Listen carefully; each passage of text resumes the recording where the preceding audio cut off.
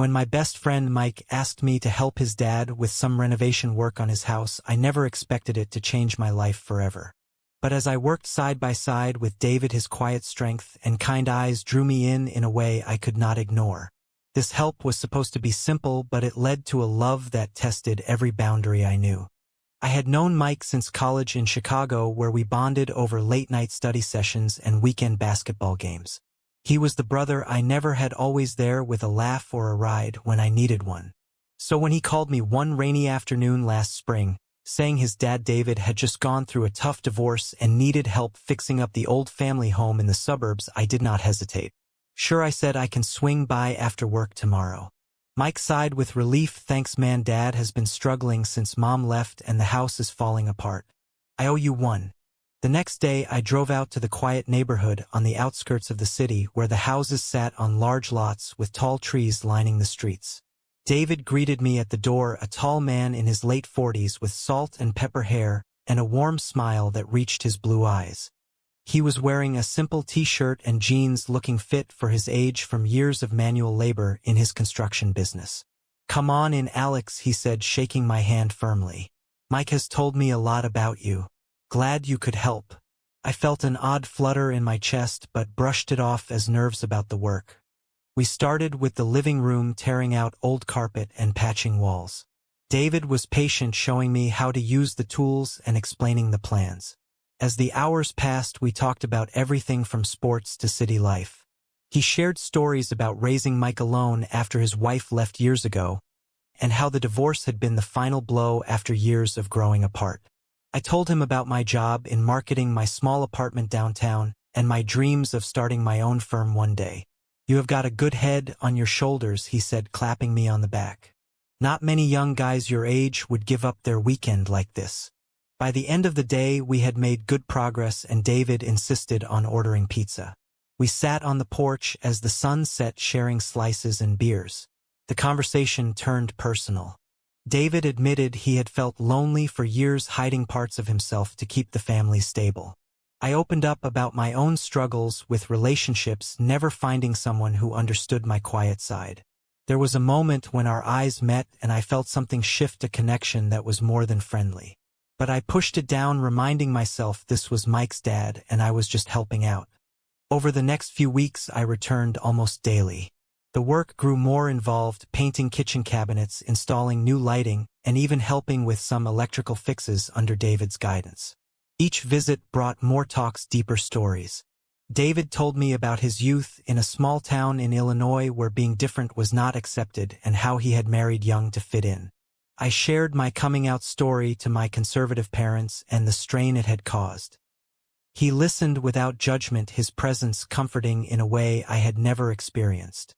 One evening, as we finished installing a new shelf in the study, David paused and looked at me seriously. Alex, you have been a godsend. Mike was right about you. I feel like I can breathe again with the house coming together and with you around. His words hung in the air and I felt my heart race. I did not know what to say, so I just smiled and said I am glad to help. But inside a storm was brewing, confusion, attraction, and guilt all mixing together. Mike called me that night to check in. How is it going with Dad, he asked. Great, I replied, keeping my voice steady. We are making progress. Mike laughed. You are the best. Do not let him work you too hard. I hung up, feeling a pang of betrayal already, though nothing had happened yet.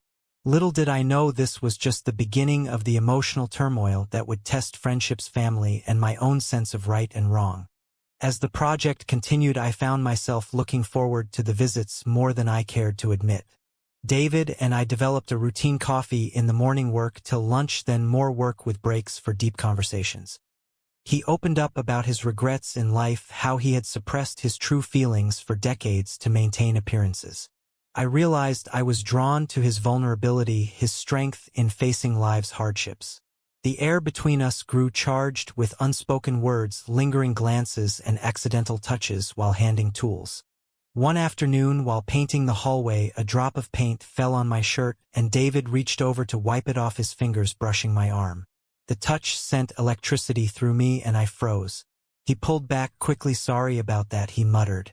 No problem, I said, my voice barely above a whisper. That night, I lay in bed replaying the moment, questioning my feelings. Was this real or just the intensity of the project? I knew I had to be careful, but the pull was growing stronger. Mike stopped by one weekend to see the progress, and I felt awkward in his presence. He was all smiles, praising the work and thanking me again. "Dad looks happier than he has in years," he said. "You are doing good work, Alex." I smiled back, but inside the guilt gnawed at me. How could I explain the changing dynamic with his father?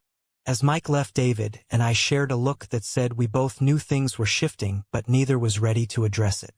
The renovations were halfway done, and the house was starting to feel like a home again. David invited me to stay for dinner one Friday after a long day. We cooked together in the newly updated kitchen, laughing over burnt edges and spilled sauce. Over the meal, he talked about his dreams for the future now that he was single, wanting to travel, see the world, and perhaps find someone to share it with.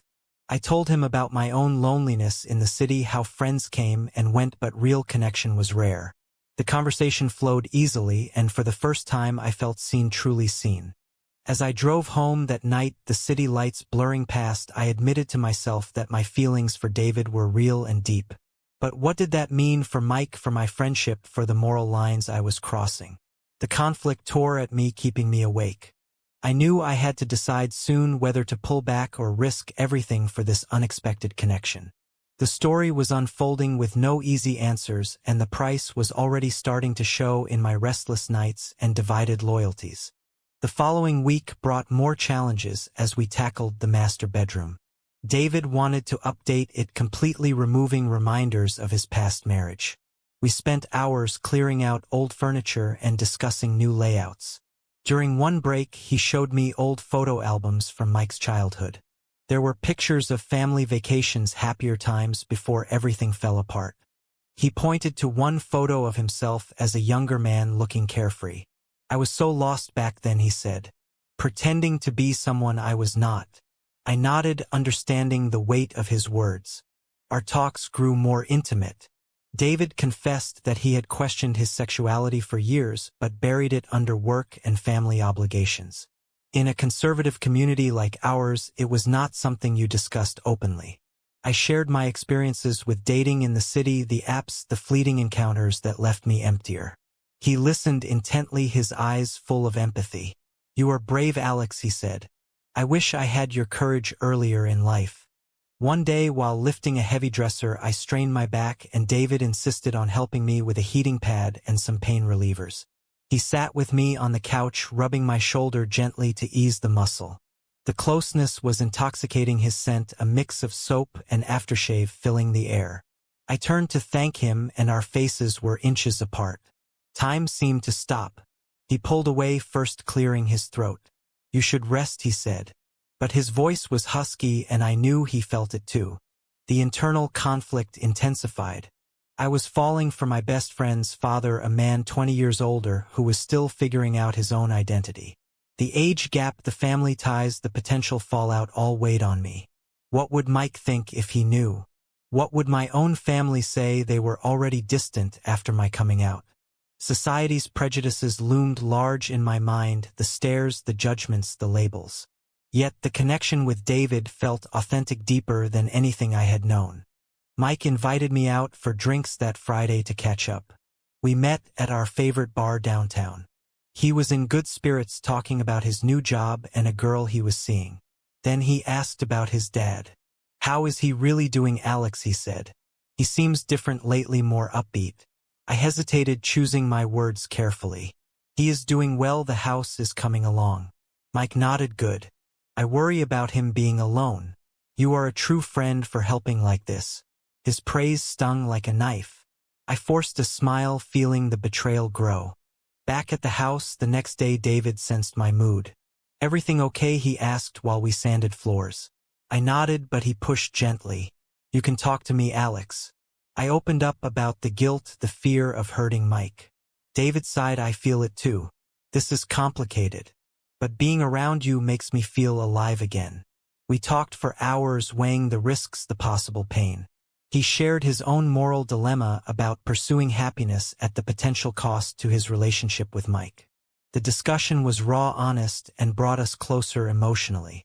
As the project progressed, we shared more physical moments, innocent but charged. A hand on the shoulder during work, a hug after completing a task. Each one built the tension. One evening, after finishing the bedroom, David cooked dinner again. Over wine, we discussed books and movies, finding common ground in old classics. The night ended with us sitting close on the couch watching an old film. When his arm brushed mine, I did not move away. The comfort was undeniable, but the line was blurring dangerously. Social pressures started to creep in. A neighbor stopped by one afternoon and gave David a knowing look when he saw me there frequently. "Just helping a friend," David explained, but the neighbor smirked. Word travels fast in small communities. I felt exposed, paranoid about what people might think. David noticed and later apologized for any discomfort. "This is why I stayed hidden for so long," he said. "The world is not always kind." His words reinforced my fears, but also strengthened my resolve to support him. The climax of this phase came when Mike decided to surprise his dad with a visit during the week. I was there when he arrived, and the three of us had an awkward dinner. Mike was enthusiastic about the changes, but I caught him watching David and me with a puzzled expression. Later, Mike pulled me aside. "You and Dad seem really close," he said. "It is great, but something feels off." I denied any issue, but the seed of suspicion was planted. That night, I drove home in turmoil, knowing the confrontations were coming. David called me the next day. Mike asked some questions about us spending so much time together. I told him it is just the work. But we both knew it was more. We decided to slow down, to talk less about personal matters, but the feelings were already too strong to ignore. The psychological strain was mounting, internal debates about right and wrong, loyalty versus love. I questioned my choices every day but could not stop the growing affection. The story was building toward inevitable conflict, and I feared the damage it would cause to everyone involved. Tensions rose as the renovations entered the final stages. We were now working on the exterior, painting the trim and landscaping the yard. David and I had established a rhythm, but the emotional undercurrent was impossible to ignore. During a break, he confessed that he had been thinking about coming out to Mike but was terrified of the reaction. I encouraged him but warned about the timing. "What if it destroys our relationship?" he asked. I did not have an answer, only the hope that love would prevail. My own family entered the picture when my sister visited from out of state. She noticed my distraction and pressed me about what was going on. I brushed it off as work stress, but she was not convinced. "You have been different lately, distant. Is there someone new?" she asked. I lied, saying no, but the guilt compounded. The pressure from family expectations to settle down with someone appropriate added to my inner turmoil. How could I explain falling for an older man who was essentially family by friendship? The first major confrontation happened unexpectedly. Mike showed up unannounced one Saturday while David and I were in the middle of a heartfelt talk in the kitchen. We jumped apart, but not before Mike saw the closeness. "What is going on here?" he demanded. "Dad, Alex, you two have been spending a lot of time together." David tried to explain it was just the project, but Mike was not buying it. "I have seen the way you look at each other. Is there something you are not telling me?" The air grew thick with accusation. I tried to defuse the situation. "It is not what you think, Mike. I am just helping." But he turned on me. "You are my best friend, Alex. If there is something between you and my dad, that is crossing a line." David stepped in defending me, but it only made things worse. Mike stormed out, saying he needed time to process. David and I stood in silence, the weight of the moment crushing. "I am sorry, Alex," he said. "I never wanted to put you in this position." I nodded, tears welling up. This was the betrayal we had feared, and it hurt deeply. That night, David and I talked for hours on the phone. He was devastated by Mike's reaction, feeling like a failure as a father. I tried to comfort him, but my own pain was raw. The friendship I valued so much was cracking. The next day, Mike texted me to meet at a coffee shop. The conversation was heated. "How could you, Alex?" he said. "My dad is vulnerable right now and you take advantage." I denied taking advantage, explaining the feelings had grown naturally. Mike shook his head. It is wrong. He is my dad and you are like a brother. The words stung like a slap. David faced his own family pressure when an aunt called after hearing rumors from the neighbor. She lectured him about appearances and how this could affect Mike. The social prejudices were alive and strong in their circle. David defended his right to happiness, but the calls kept coming. I felt responsible for the chaos my presence had caused. The moral dilemma loomed large. Was this love worth the destruction of a family bond? We tried to take a break from seeing each other to let things cool down. But the separation only heightened the longing. David sent me messages about missing our talks, and I replied with similar feelings. The trade-off was clear. Pursuing this meant losing Mike perhaps more. Yet pulling away felt like denying a part of myself. The psychological toll was heavy: sleepless nights, anxiety, and self-doubt. A few days later, Mike called David for a tense father-son talk.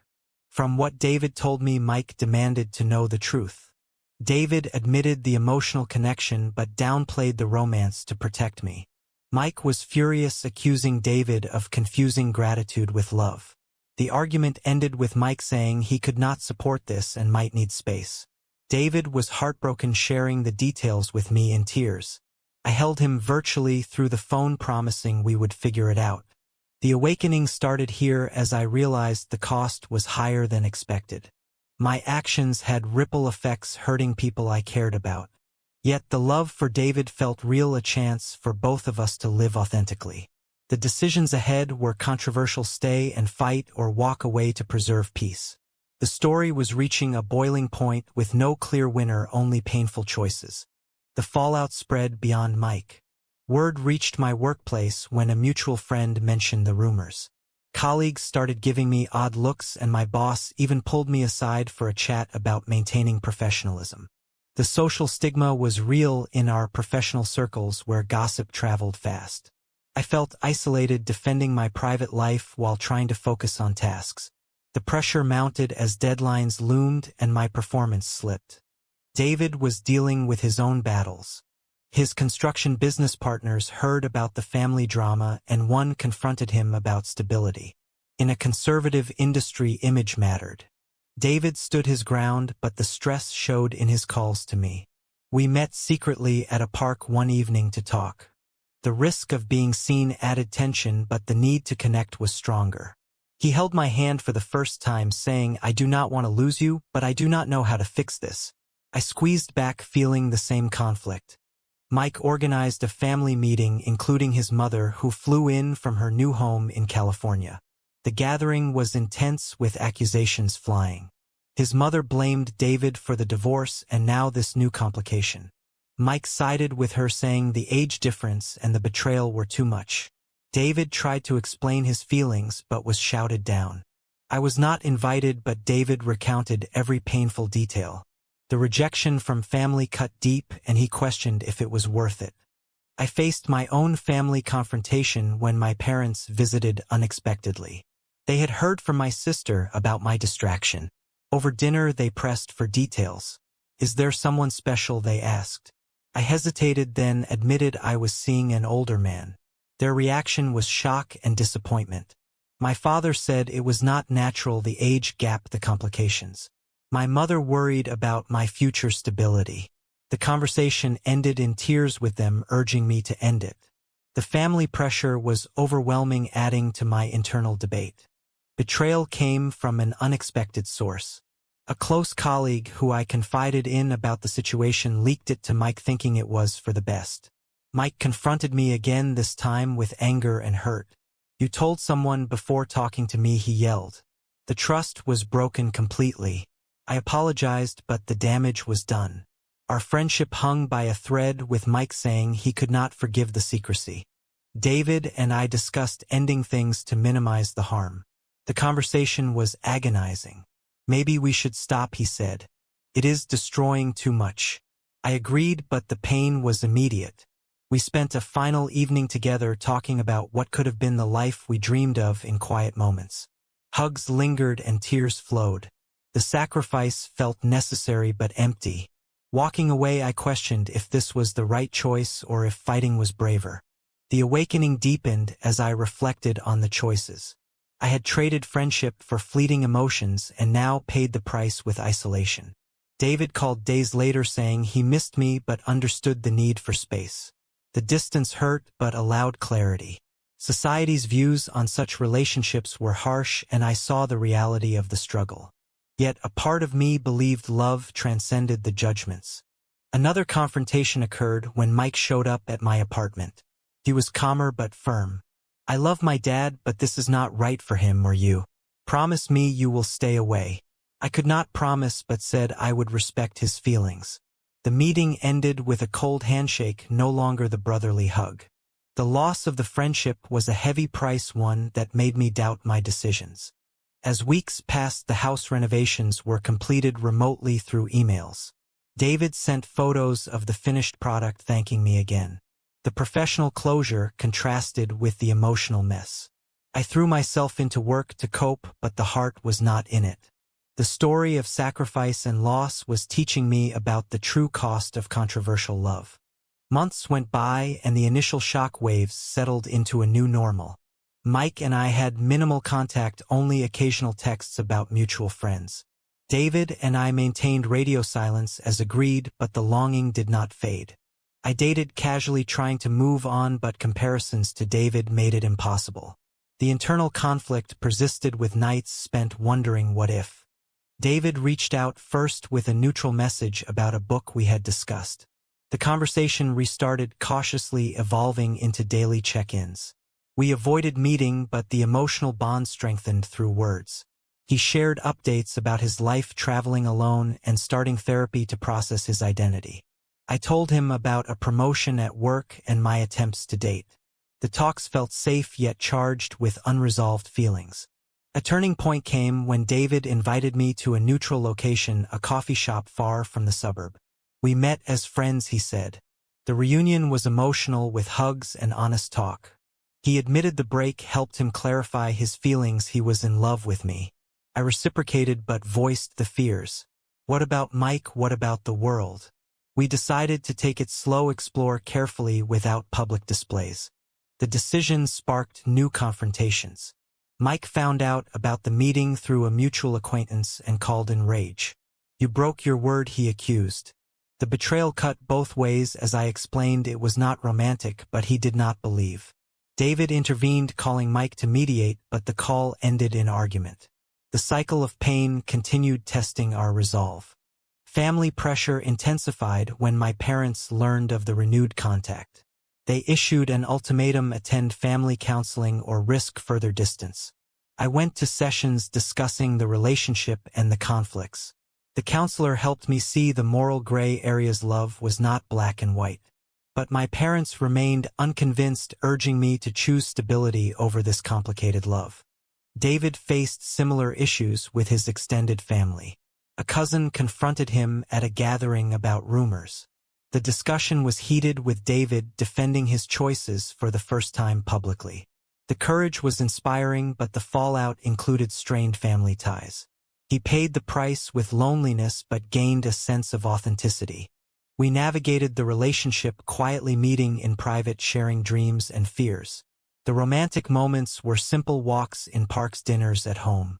No grand gestures, just genuine connection. The age difference became less of an issue as we bonded over shared values. But the secrecy took its toll, creating stress and doubt. An unexpected twist occurred when Mike was in an accident and hospitalized. David called me in panic, and I rushed to the hospital. There, in the waiting room, we supported each other while Mike recovered. Mike saw us together and for the first time did not lash out. Later, he admitted seeing our care changed his view slightly, but he still struggled with acceptance. The event forced a small step toward reconciliation. The trade-offs were evident. I had lost some friends and strained family ties, but gained a deep love. David had faced business setbacks but found personal peace. The awakening was that happiness required courage and acceptance of consequences. We chose to continue the relationship openly, within limits, facing the world together. With time, Mike slowly softened. He visited David more often and even joined us for a neutral dinner once. The conversations were awkward, but progress was made. He admitted the shock was hard, but seeing David happy mattered. The friendship with me remained damaged, but there was hope for repair over time. The betrayal and forgiveness were ongoing processes. Social prejudices persisted with occasional stares when we went out together. We handled them with grace, focusing on our bond. Therapy helped both of us process the judgments and build resilience. The moral conflicts lessened as we defined our own right and wrong based on love and respect. My family eventually met David in a low-key gathering. The initial tension eased with time and conversations.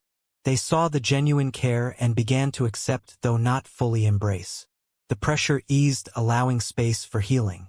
David and I built a life together, blending our worlds carefully. He sold part of his business to travel with me, and I supported his coming-out journey fully. The relationship brought joy, but the prices paid were permanent lessons in loss and growth.